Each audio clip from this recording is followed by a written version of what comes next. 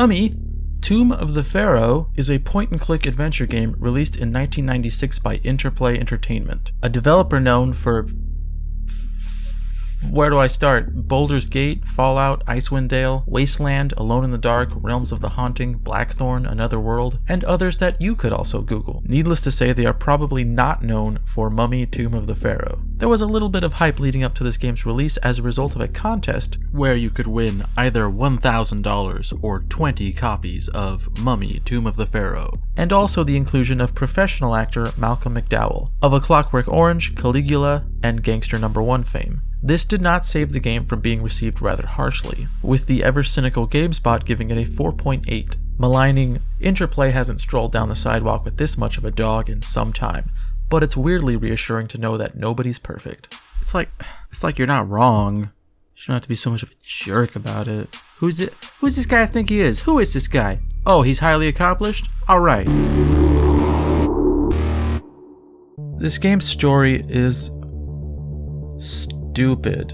Like, I'm sure you weren't expecting some intellectual magnum opus based on what you've seen already, but I was really excited to revisit this one. I kind of love this game. It's one of those games that's just hard-coded in your childhood. Though it came out in '96, I wouldn't play it until a year later when it was bundled with a very similar game. Similar. I had to put you can still hear the extra emphasis I put on similar because I fucked up that word so many times. A very similar game titled Frankenstein Through the Eyes of the Monster. I purchased this bundle at Kmart for $5. I have a memorable history with this game, which will inform any excessively positive things I have to say about it. That said, it is really easy to make fun of. So, Mummy, Tomb of the Pharaoh takes place in Egypt at a mining site run by National Mining Company. The workers abandon the mine after an ancient box covered in hieroglyphics is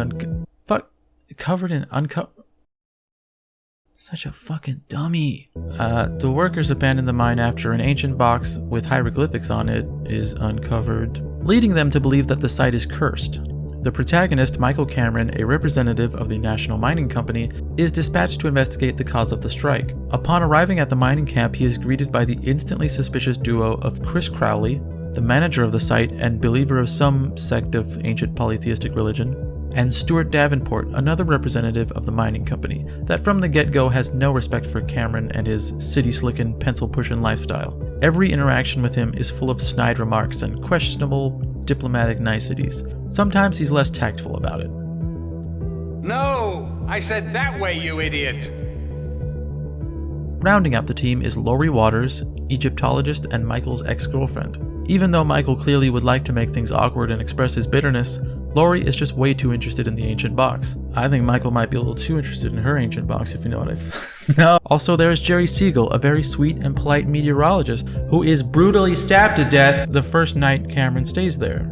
The strange thing is that Michael dreams about it, as it is presumably happening in real time. He also sees the titular mummy introduce himself. Davenport's blasé attitude about Jerry's death leads Michael to assume that Davenport knows more than he's willing to divulge. To add to this, Laurie is knocked unconscious after trying to use Davenport's phone to call the authorities. I found her in my office and carried her back to her trailer. Not for nothing, buddy, but she was knocked out when I found her is not a solid defense. Laurie gives a cryptic warning about danger before passing out. Michael begins to investigate the camp and uncovers remnants of the area's Nazi occupation and does indeed find an ancient tomb, with a reanimated mummy, despite how fervently Davenport dismisses it, even when they are both standing right at the entrance to an Egyptian tomb that he could just walk him right over to and show him. After searching through his office, you find correspondence between Davenport and someone looking to spend an exorbitant amount of money on a powerful crystal in his possession. You'll find other references to the crystal in the Nazi bunker and in the tomb, where you will eventually... Oh shit, is that a mummy? You gotta get out of there, Michael. You gotta do something.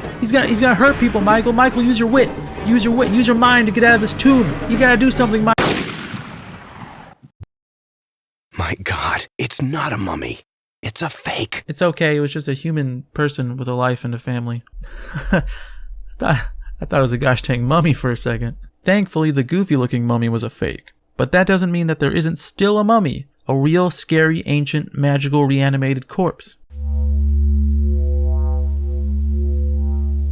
I am alive!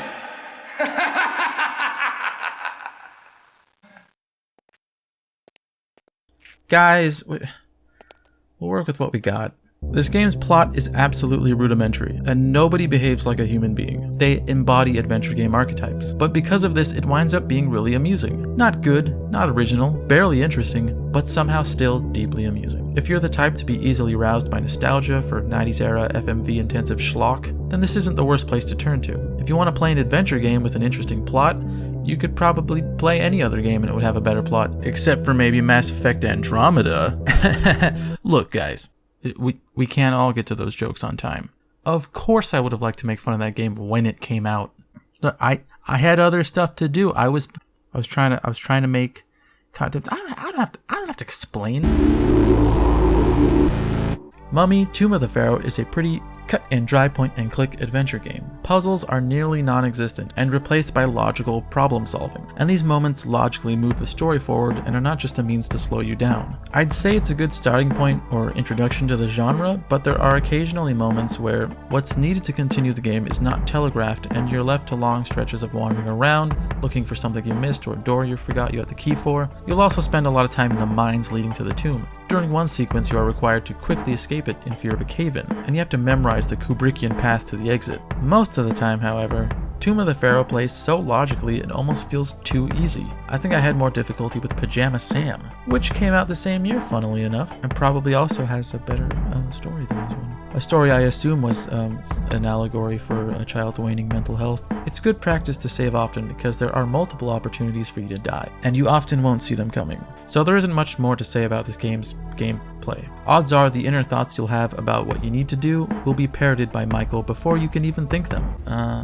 If only there was a way If there was only a way to get up to that window. Yeah, thanks for letting me get there by myself, Michael. It's nothing groundbreaking, or anything breaking, but it functions just fine and is a decent example of entry-level adventure games. At the time of my writing this, I could not find any digital means of acquiring this game, legally and in a manner adjusted to function on modern PCs. So for now, you'd need a copy of the game or its ISO and a virtual machine to emulate Windows XP. You can certainly get this game running on a modern machine, you just have to do a lot of boring work to get there. So here's what I'll do. I'll try to quickly and succinctly run down what you'll have to do to get this game, and most games from this era, running on the assumption that you have either Windows 8 or Windows 10 or something like that. Okay, 1.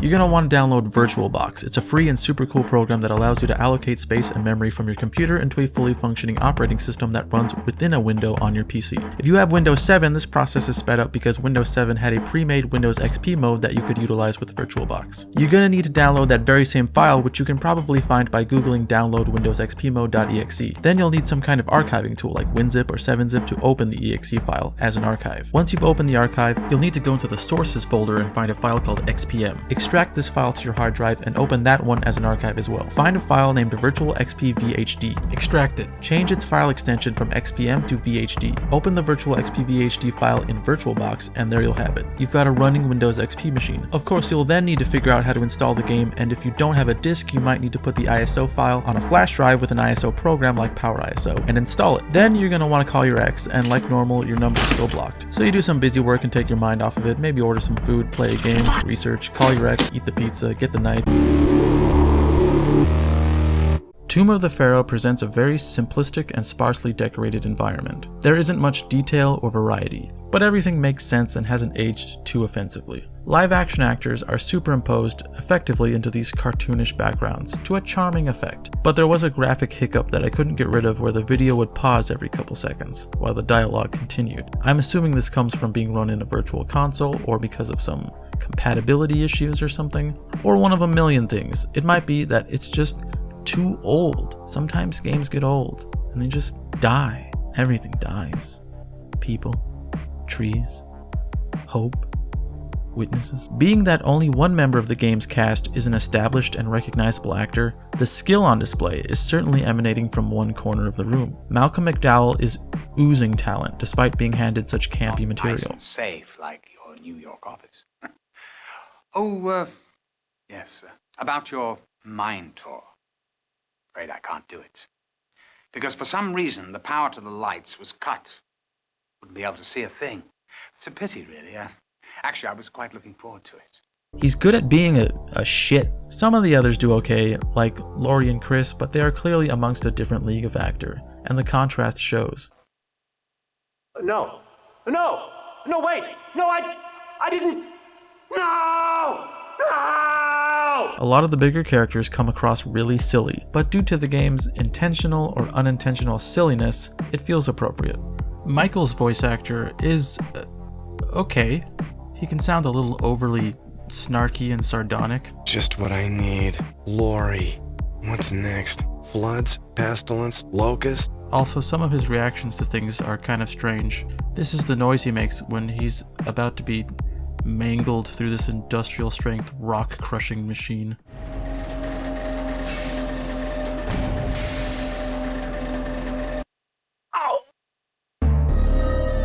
Oh shit, I forgot to mention. Michael's coworker that sends him a voicemail when he's on the plane to Egypt has this amazing, over-the-top, sexy smooth voice. I guess that's not smooth, it's like the opposite. It's like the polar opposite of smooth. It's like gravel in a blender. Cameron, Dan Crane calling from HQ to brief you on your facilitation assignment in Egypt. You're headed to our mining site near Alexandria, which coincidentally is at the same location as an old military base from World War II. It was built by the British and taken over for a brief time by the Germans. Music is short and a little repetitive, but it's an appropriate enough mix of spooky drums and Egyptian flutes. Sound effects and ambience tracks are enjoyable. There's a satisfying jangly key noise that happens when you find a door you have the key for. I like sound effects. I respond to them really strongly. Maybe it's because I never... Sorry, what? That's none of your business. You're not supposed to talk about her. I'm not listening to you anymore.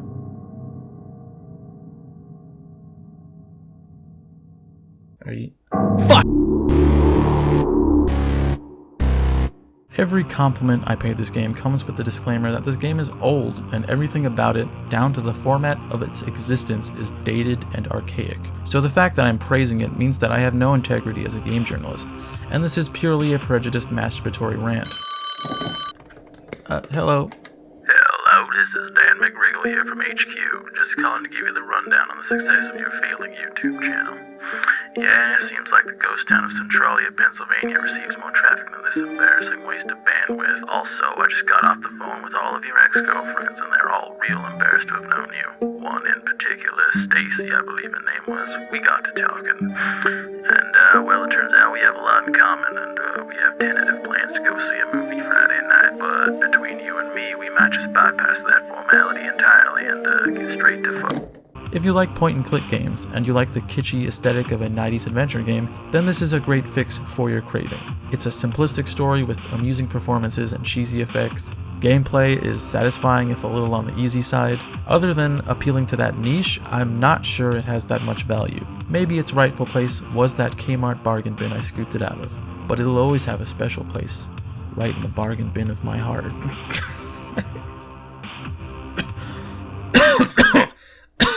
I think Chris sums up this game rather nicely. It's a reproduction. You can find hundreds more just like it at any of the local markets.